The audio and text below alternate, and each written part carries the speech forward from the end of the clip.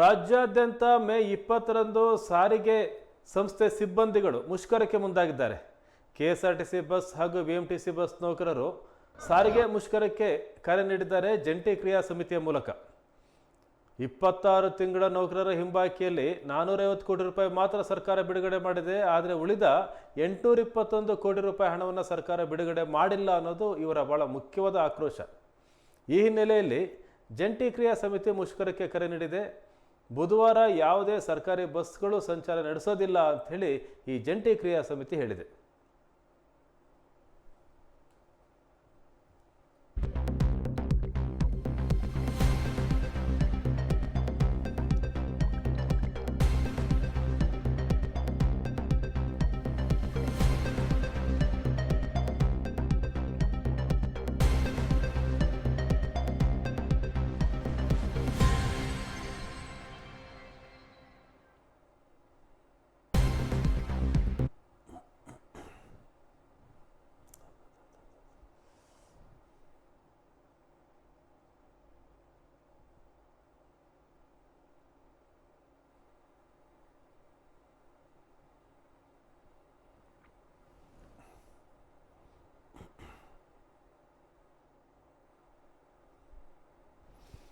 ಸಾರಿಗೆ ನೌಕರರು ಮುಷ್ಕರ ಮಾಡ್ತೇವೆ ಅಂತೇಳಿ ಕರೆ ಕೊಟ್ಟಿದ್ದಾರೆ ಜಂಟಿ ಕ್ರಿಯಾ ಸಮಿತಿ ಮೂಲಕ.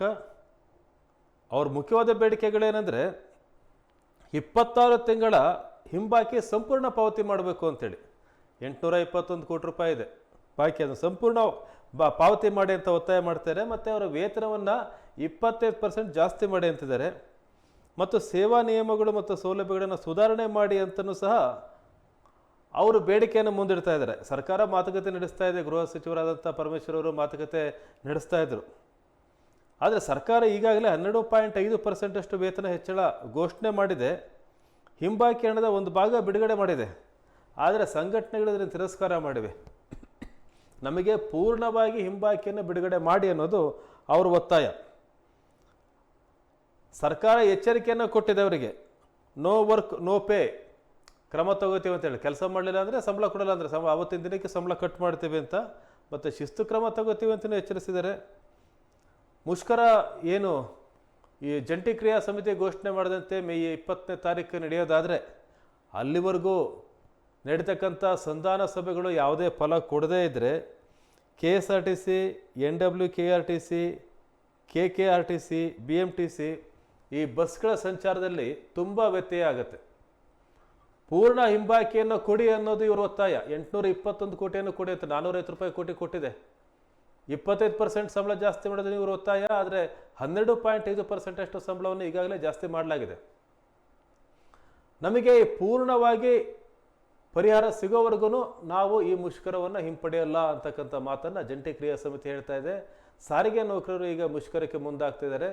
ದೊಡ್ಡ ಮಟ್ಟದಲ್ಲಿ ಸಂಚಾರ ವ್ಯತ್ಯಯ ಆಗೋ ಸಾಧ್ಯತೆ ಇದೆ ಈ ರೀತಿ ಏನಾದರೂ ಅವರು ಮುಷ್ಕರವನ್ನು ಮಾಡಿದರೆ. ಆದರೆ ಸರ್ಕಾರ ಮಾತುಕತೆ ನಡೆಸ್ತಾ ಇದೆ. ರಾಮಲಿಂಗಾರೆಡ್ಡಿ ಅವರು, ಗೃಹ ಸಚಿವ ಪರಮೇಶ್ವರ್ ಅವರು, ಸಾರಿಗೆ ಸಚಿವ ರಾಮಲಿಂಗಾರೆಡ್ಡಿ ಅವರು ಮಾತುಕತೆ ನಡೆಸ್ತಾ ಇದ್ದಾರೆ. ಜಂಟಿ ಕ್ರಿಯಾ ಸಮಿತಿಗೆ ಯಾವುದೇ ಫಲ ಕೊಟ್ಟಿಲ್ಲ ಇನ್ನು. ಆದರೆ ತುಮಕೂರಲ್ಲಿ ಏನು ಕಪ್ಪು ಪಟ್ಟಿಯನ್ನು ತರಿಸಿ ಹೋರಾಟ ಮಾಡ್ತೀವಿ ಅಂತ ಹೇಳಿದ್ರು, ಅದನ್ನು ಹಿಂಪಡೆದಿರೋ ಮಾಹಿತಿ ಇದೆ. ಯಾಕಂದರೆ ಅಲ್ಲಿ ಸಾಧನಾ ಸಮಾವೇಶ ನಡೆಯುತ್ತೆ. ಆದರೆ ಬೇರೆಲ್ಲ ಕಡೆ ಮುಷ್ಕರ ಹಿಂಪಡೆದ ಬಗ್ಗೆ ಯಾವುದೇ ಮಾಹಿತಿ ಇಲ್ಲ, ಇನ್ನೂ ವಾಪಸ್ ತಗೊಂಡಿಲ್ಲ. ಮಾತುಕತೆ ನಡೀತಾ ಇದೆ, ಹಗ್ಗ ಜಗ್ಗಾಟ ನಡೀತಾ ಇದೆ. ಆದರೆ ಸಾರಿಗೆ ನೌಕರರು ಒಂದು ರೀತಿ ಮಲತಾಯಿ ಮಕ್ಕಳ ಥರ ಆಗಿದ್ದಾರೆ. ರಾಜ್ಯ ಸರ್ಕಾರಿ ನೌಕರರೇನಿದ್ದಾರೆ ಅವರಿಗೆ ಸಿಗುವಂಥ ಸವಲತ್ತುಗಳು ಇವರಿಗೆ ಸಂಪೂರ್ಣವಾಗಿ ಸಮಾನವಾಗಿ ಸಿಗೋದಿಲ್ಲ. ಹೇಗೆ ರಾಜ್ಯ ಸರ್ಕಾರಿ ನೌಕರರು ಕೇಂದ್ರ ಸರ್ಕಾರಿ ನೌಕರರ ಏನು ಸೌಲಭ್ಯ ಸಿಗುತ್ತೆ ಅದಕ್ಕೆ ಸಮನಾಗಿ ನಮಗೆ ಸಿಗಲ್ಲ ಅಂತ ಹೇಗೆ ಹೇಳ್ಕೊತಾರೋ, ಅದೇ ರೀತಿ ಈ ಸಾರಿಗೆ ಸಂಸ್ಥೆಯ ನೌಕರರು ರಾಜ್ಯ ಸರ್ಕಾರಿ ನೌಕರರಿಗೆ ಸಿಗೋಷ್ಟು ಸವಲತ್ತು ನಮಗೆ ಸಿಗಲ್ಲ ಅಂತ ಹೇಳ್ತಾರೆ. ಅದು ಯಾವಾಗಲಿಂದನೂ ಚರ್ಚೆ ನಡೀತಾನೆ ಇದೆ.